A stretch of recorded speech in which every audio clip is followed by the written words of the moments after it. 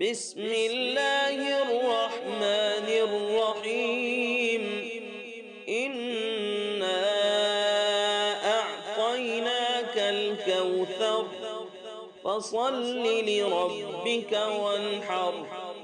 إن شانئك هو الأبتر بسم الله الرحمن الرحيم قل يا أيها الكافرون لا